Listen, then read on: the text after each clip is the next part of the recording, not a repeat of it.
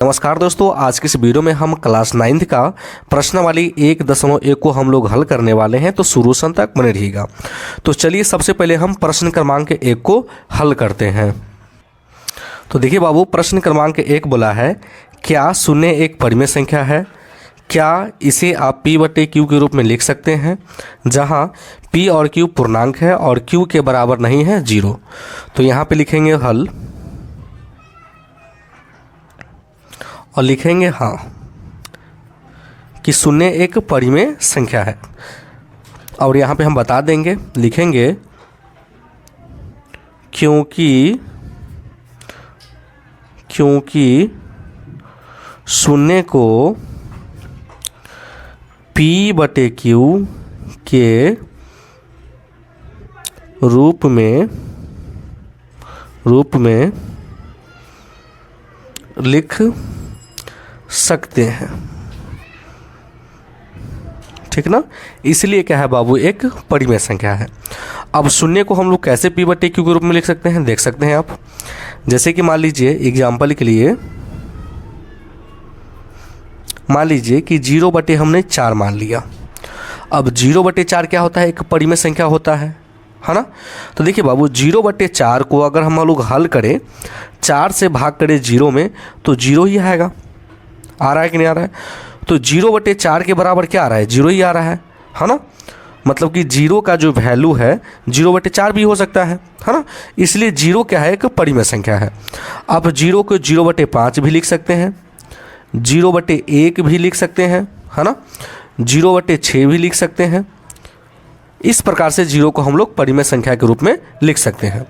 और ये होता है आपका p का मान और नीचे वाला होता है q का मान। इसलिए लिखा जाता है क्योंकि शून्य को p/q के रूप में लिख सकते हैं। और जो संख्या p/q के रूप में लिखा जाता है उसी को हम लोग बोलते हैं बाबू परिमेय संख्या। तो आई होप कि आपको पहला क्वेश्चन बहुत अच्छे तरीके से समझ में आ गया होगा। अब चलिए हम लोग दूसरे प्रश्न को सॉल्व करते हैं। देखिए बाबू, दूसरा प्रश्न बोला है, 3 और 4 के बीच में 6 परिमेय संख्या ज्ञात कीजिए। तो चलिए हम लोग ज्ञात करते हैं। लिख लेंगे पहले हल, ठीक। 3 है तो पहले 3 आप लिख लीजिए और यहाँ पर गुना का निशान दे दीजिए, ठीक ना। 4 है तो 4 लिख लीजिए और गुना का निशान दे दीजिए। कोई दिक्कत नहीं। आपको देखना है कि आपको कितनी परिमेय संख्या निकालना है। तो यहाँ पे आप देखिएगा तो बाबू 6 परिमेय संख्या निकालना है। तो 6 से एक संख्या आपको आगे बढ़ा कर ले लेना है। तो क्या हो जाएगा, 7 हो जाएगा।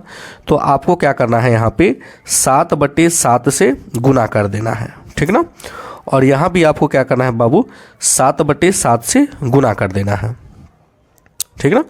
अब देखिए, इसके बटे में कुछ नहीं तो 1 मान लेंगे। अब इसके भी बटे में कुछ नहीं तो हम लोग 1 मान ले सकते हैं, ठीक ना। तो देखिए बाबू, 7 21 हो जाएगा। 21 बटे क्या आ गया आपका, 7 आ गया, कॉमा दे देंगे बीच में। अब देखिए 7 का गुना जब हम 7 में, 4 का गुना जब हम 7 में करेंगे तो 7 चौके 28 और 7 एकम 7, ठीक ना।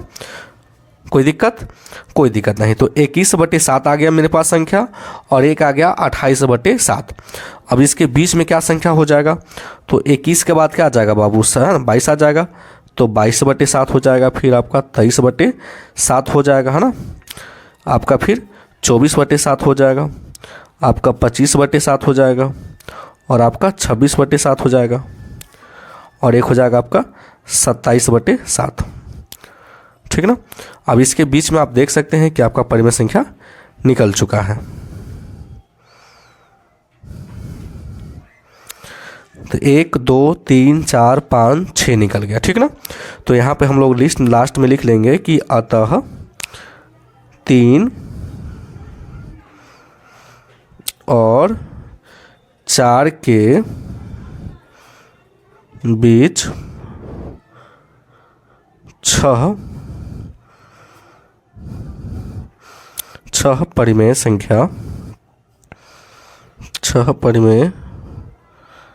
संख्याएं 22/7, 23/7, 24/7, 25/7, 26/7 और 27/7 है। ठीक ना। और आपको एक चीज़ याद रखिएगा, 3 और 4 के बीच में अनंत परिमेय संख्या होता है ना। तो आपका कभी आंसर मैच करेगा और कभी आंसर मैच नहीं करेगा, ठीक ना। अब चलिए हम लोग तीसरे प्रश्न को सॉल्व करते हैं। देखिए बाबू, प्रश्न क्रमांक 3 बोल रहा है कि 3/5 और 4/5 के बीच 5 परिमेय संख्या ज्ञात कीजिए, ठीक ना। तो चलिए हम लोग ज्ञात करते हैं। तो पहले लिख लेंगे हम लोग हल।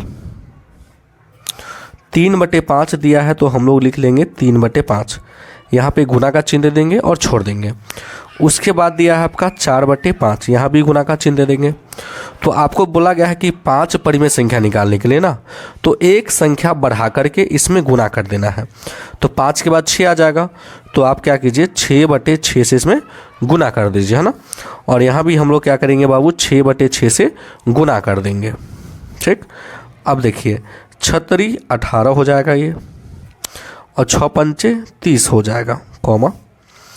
चलिए 6 चौके आपका क्या हो जाएगा ये 24, और 6 पंचे 30 हो जाएगा। तो 18/30 आ गया और 24/30 आ गया। अब इसके बीच में क्या संख्या हो जाएगा, तो 19/30 हो जाएगा आपका। क्या आ जाएगा बाबू, 19/30, आपका 20/30, फिर आपका आ जाएगा 21/30, 22/30, है ना। फिर आपका क्या आ जाएगा बाबू 23/30, है ना। तो 1 2 3 4 5 ये हमने 5 परिमेय संख्या निकाल लिया।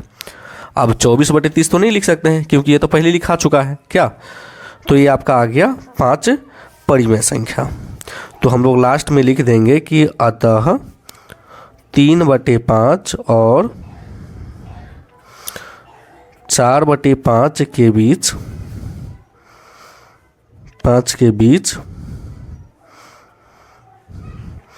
5 परिमेय संख्या 5 परिमेय संख्या क्या आ गया 19/30, 20/30, 21/30, 22/30 और 23/30 है, ठीक ना। और ये आपका राइट आंसर है, ठीक ना। तो आपका कभी भी परिमेय संख्या का आपका आंसर नहीं मैच करेगा, है ना, क्योंकि कोई भी 2 परिमेय संख्या के बीच अनंत परिमेय संख्या होता है, ठीक ना। तो अब चलिए हम लोग लास्ट क्वेश्चन चौथे भाग को सॉल्व करते हैं। देखिए बाबू, प्रश्न 4 बोला है नीचे दिए गए कथन सत्य है या असत्य, कारण के साथ अपने उत्तर दीजिए। पहला भाग में दिया है प्रत्येक प्राकृत संख्या एक पूर्ण संख्या होती है, तो हाँ आपका होता है। तो चलिए कैसे होता है ये हम लोग को पता करना है। तो पहला भाग में लिख लेंगे ये क्या है आपका सत्य है। अब सत्य कैसे है ये हमको जानना जरूरी है। देखिए बाबू, जो आपका प्राकृत संख्या होता है, प्राकृत संख्या कहाँ शुरू होता है 1 से शुरू होता है। 1 हो जाएगा, 2 हो जाएगा, 3 हो जाएगा, है ना, 4 हो जाएगा और ये डॉट अनंत तक जाती है। उसके बाद आपका बोला है पूर्ण संख्या। पूर्ण संख्या, अब देखिए बाबू, पूर्ण संख्या कहाँ से शुरू होता है आपका 0 से। 0 हो जाएगा, 1 हो जाएगा, 2 हो जाएगा, 3 हो जाएगा, 4 हो जाएगा। ये भी क्या होता है बाबू अनंत तक जाता है। तो आपको देखना है कि प्राकृत संख्या पूर्ण संख्या में है। तो यहाँ पे देख रहे हैं कि प्राकृत संख्या 1 है तो पूर्ण संख्या भी 1 है, 2 है तो यहाँ भी 2 है, 3 यहाँ भी है तो 3 यहाँ भी है, 4 यहाँ भी है तो 4 यहाँ भी है। तो हम देख रहे हैं कि प्राकृत संख्या, जितनी भी प्राकृत संख्या है वो पूर्ण संख्या में है। इसीलिए बाबू ये क्या है आपका सत्य है। कोई दिक्कत? कोई दिक्कत नहीं। चलिए दूसरा भाग में बोला गया है प्रत्येक पूर्णांक एक पूर्ण संख्या होती है, तो ये आपका हो जाएगा बाबू असत्य। अब कैसे होता है हम आपको बता देते हैं। असत्य हो जाएगा, ठीक ना। अब हम लोग पूर्णांक संख्या समझेंगे। पूर्णांक संख्याएं, तो पूर्णांक संख्या क्या होते हैं बाबू आपका, देखिए जैसे कि -3, -2, -1, उसके बाद 0 आएगा, 1 2, अब ये 3 तक है तो ये भी 3 तक, और ये भी अनंत तक जाएगा आगे, और ये भी आपका आगे अनंत तक जाएगा। अगला बोला है इसमें क्या, पूर्ण संख्या। तो हम लोग यहाँ पे लिख लेते हैं पूर्ण संख्या। पूर्ण संख्याएं, पूर्ण संख्या आपका 0 से शुरू होता है ना, और ये भी जो है बाबू आपका अनंत तक जाता है। तो आपको देखना है कि पूर्णांक संख्या जो है पूर्ण संख्या में है। तो यहाँ पे देख रहे हैं कि पूर्णांक संख्या -3 इसमें नहीं है, -2 है, -2 इसमें नहीं है, -1 इसमें माइनस नहीं है। भले 0 1 2 है, उससे कोई नहीं, ये भी संख्या होना चाहिए इसमें, है ना, लेकिन ये तो नहीं है, इसलिए क्या है बाबू, ये असत्य है। ठीक ना। अब चलिए हम लोग तीसरे भाग को देखते हैं। तीसरा भाग में बोला है कि प्रत्येक परिमेय संख्या एक पूर्ण संख्या होती है। तो चलिए हम लोग परिमेय संख्या लिख लेते हैं, और तीसरा का आपका हो जाएगा बाबू असत्य। असत्य। चलिए देखिए, परिमेय संख्या जो होता है बाबू आपका,